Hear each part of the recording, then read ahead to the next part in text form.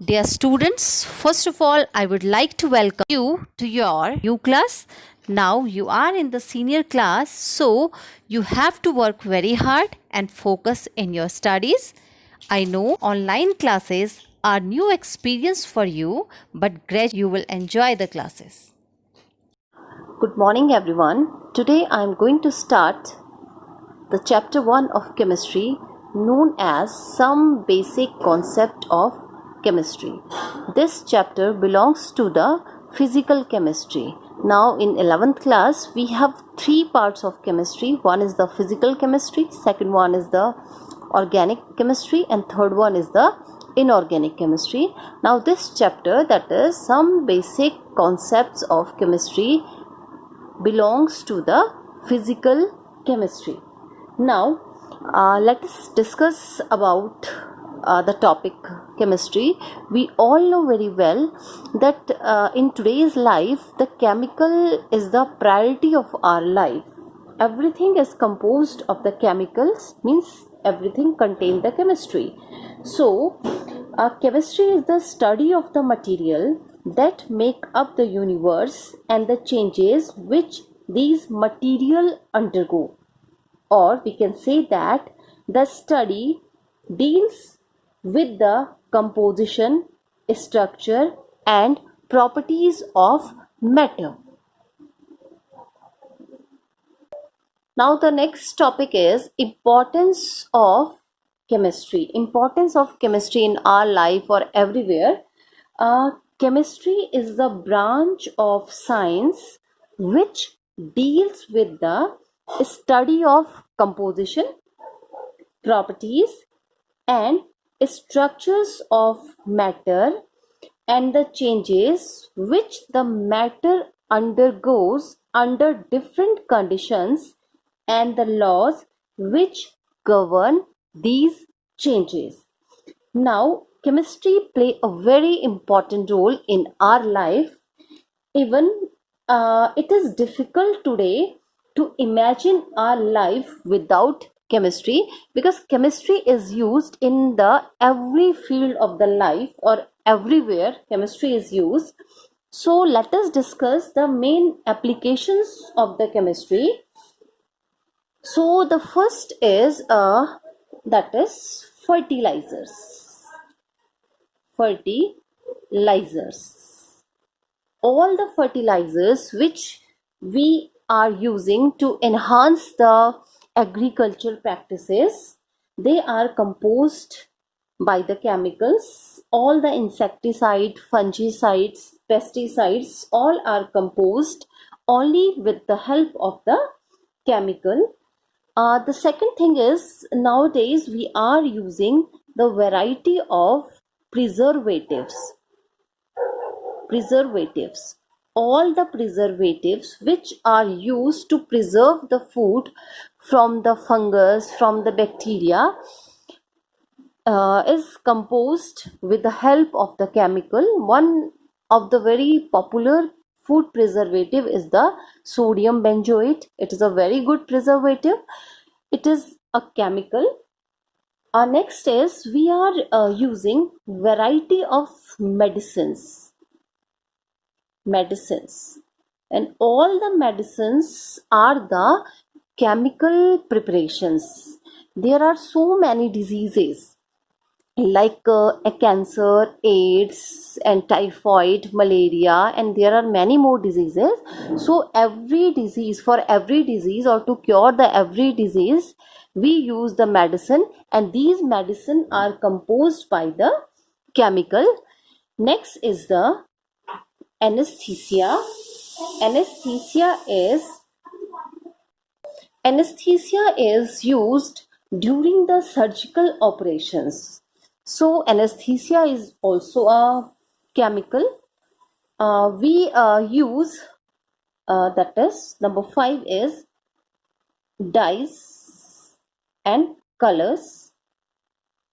So all the dyes which is used either in the food or in the fiber industry, or the color, they are totally the chemical.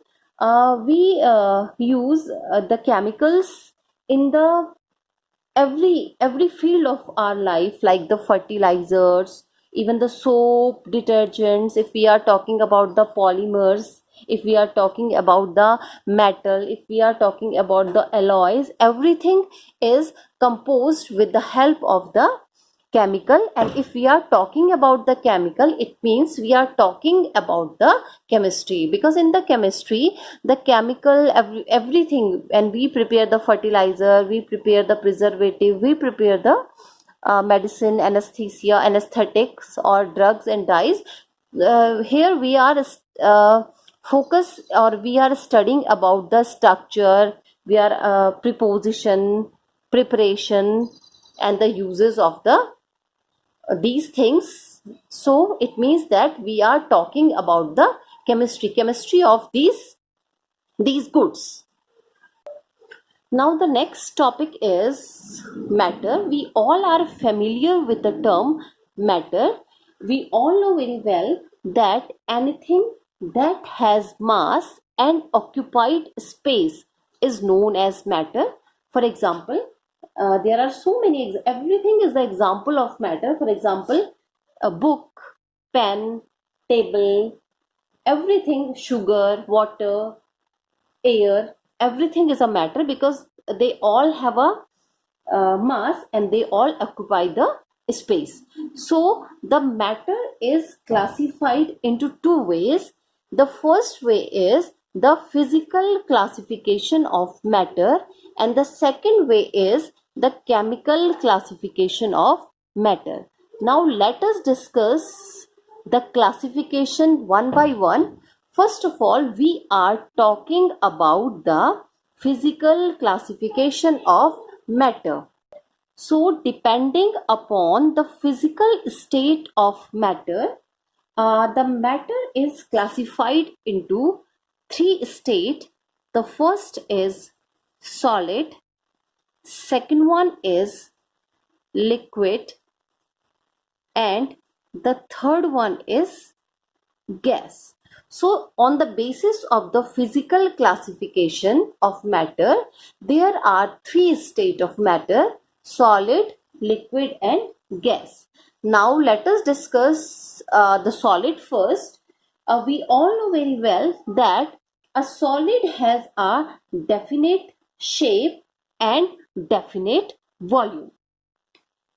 Solids are generally hard and they are rigid. They doesn't possess the fluidity. If we are talking about the example of solid, so we can say that wood, table, a piece of iron, these are the example of the solid. Now come to the next part, that is the liquid. So a liquid has a definite volume but not a definite shape. A liquid takes the shape of the container in which it is placed. And the example of the liquid are water, milk, oil. These all are the example of the liquid. Now the last one is the gaseous state or gases. So a gas neither possesses a definite volume nor a definite shape. It occupies the whole of the volume of a vessel in which it is placed. So the example of the gaseous state are, for example, air. Air is the example of gases. For example, oxygen, hydrogen, carbon dioxide, etc. There are many more gases. So on the physical classification, according to the physical classification, the matter, there is one more difference between the solid, liquid, and the gases, that is the arrangement of the particle. In case of the solid, the particles are closely packed to each other, so there is no space in between the particle. If we are talking about the liquid, so there is a small distance in between the particle of the liquid. And if we are talking about the gases, so there is a large distance in between the molecule, or there is a large intermolecular distance in the gases. Now the next category is chemical classification of matter. So on the basis of the chemical classification of matter, the matter is divided into two categories. The first one is the mixture and the second one is the pure substances. These two categories is on the basis of chemical classification. So let us discuss these two categories one by one. First, we are talking about the pure substances. The pure substances consist of single type of particle. It means that pure substances means which is prepared by the only one kind of the particle or the single type of a particle. So all the constituent particle of the pure substance are same in their chemical nature because they are made by a single type of a particle. So their chemical nature, the type particle, constituent particle, constituent particle of the pure substance are in their same chemical nature. For example, if we are talking about the copper, if we are talking about the silver, if we are talking about the gold, so these all are the example of the pure substances. There are many other example. For example, water is the example of pure substances. If we are talking about the sodium chloride, it is also example of pure substances. Glucose is example of the pure substances. So the pure substances means which consist of single type of particle. Now the pure substances is further classified into two categories. Here I have also drawn the flow chart. The pure substances is also classified into two categories. The one is the element and the another one is the compound. So pure substances is of two types. First is the element and the another one is the compound. So these are the two categories of the pure substances. So first of all, we are talking about the element. Element is the simplest form of the pure substance. It is the simplest form. So element is the simplest form of pure substance. We can also define the element as the simplest form of pure substance which can neither be decomposed and nor be built from simpler substances by ordinary physical and the chemical method. So this is the simplest form of the pure substance. Now the elements are further classified into three categories. Nowadays we have the three type of element. The one is the metal, second is the non-metal, and third one is the metalloid. So these are the three type of the element. First one is the metal. So these elements are generally solid. If we are talking about the property of the metal, so all the metals are generally solid and they possess a characteristic luster. They are solid and they possess a characteristic luster, means a brightness or a sparkling shine. All the metal are solid. They possess metallic luster.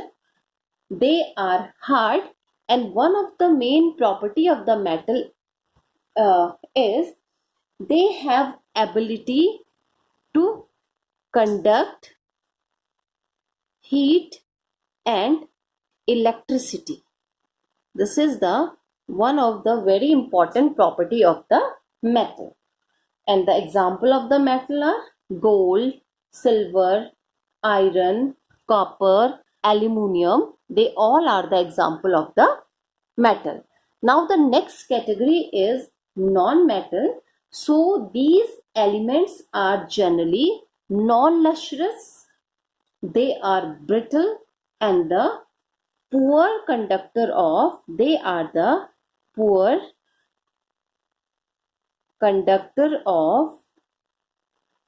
heat and electricity. The common example of non-metal are hydrogen, oxygen, nitrogen. Now the last type of the element is metalloid. So the metalloid are the elements which possess the property of the metal as well as the non-metal. They are known as the metalloid, and the example of the metalloids are silicon, bismuth, and antimony. These all are the example of the metalloid. Now the next type of the pure substance, next classification of the pure substance is called the compound. So the compounds are pure substances containing more than one kind of element. So all the compound are prepared when more than one elements are combined together. We can also define the compound as a pure substances or a pure substance containing two or more than two elements combined together in a definite proportion.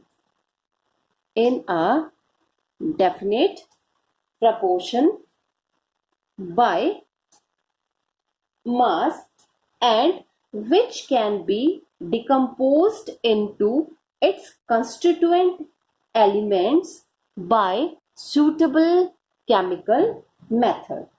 So the compounds are classified into two types. The first is inorganic compounds, and the second one is organic compounds. Inorganic compounds are the compound which are obtained from non-living sources. They are obtained from non-living sources such as rocks, minerals, etc. The example of the inorganic compound is that is salt. Salt is the inorganic compound. For example, marble. Marble is also inorganic compound. Now the next type of the compound is organic compound.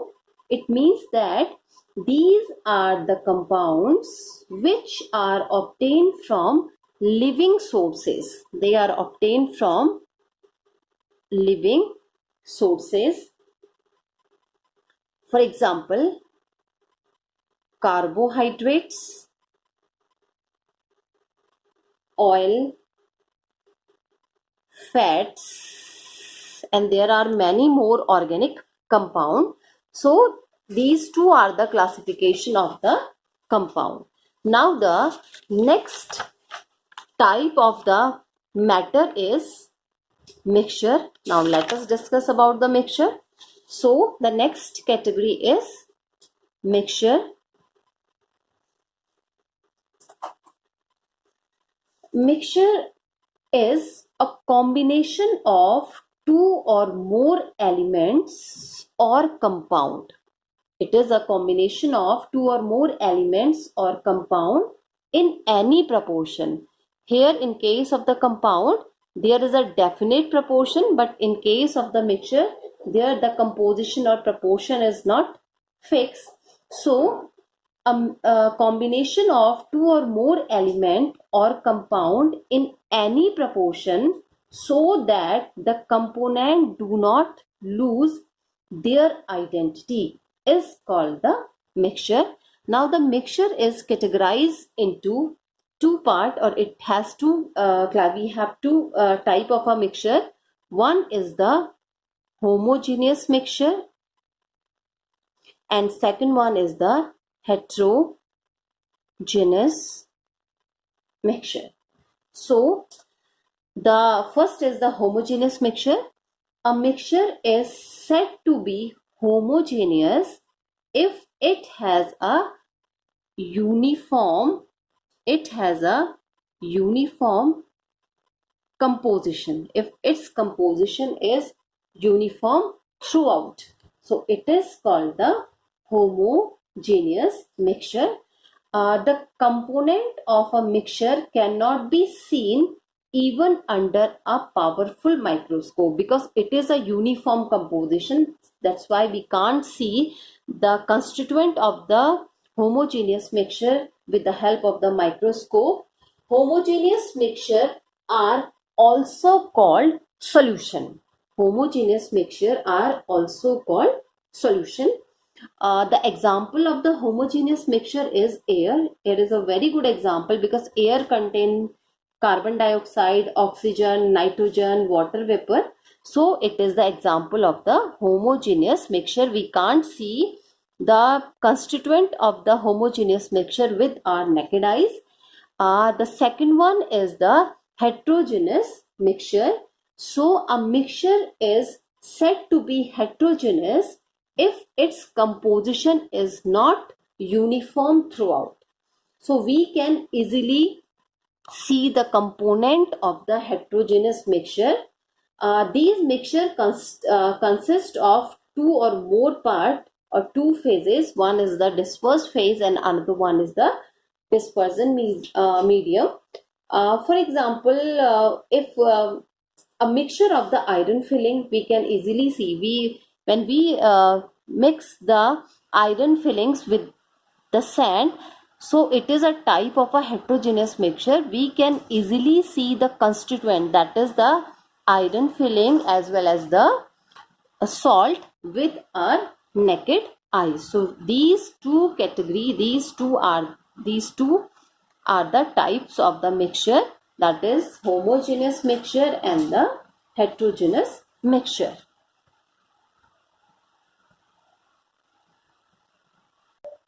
Now the next topic is the properties of matter. Every substance has unique or the characteristic property. These property may be classified as physical property and the chemical property. So the matter possesses two type of property. One is the physical property and another one is the chemical property. So physical property are those properties which can be measured or observed without changing the identity or composition of the substances. For example, the physical property means the color, odor, melting point, boiling point, density. These all are the physical property. Now the next one is the chemical property. So the chemical properties are those properties in which a chemical change in the substance takes place. If we are talking about the chemical property, so in case of the chemical property, the chemical changes takes place. It means that if any reaction takes place, chemical changes means any reaction takes place in the chemical property.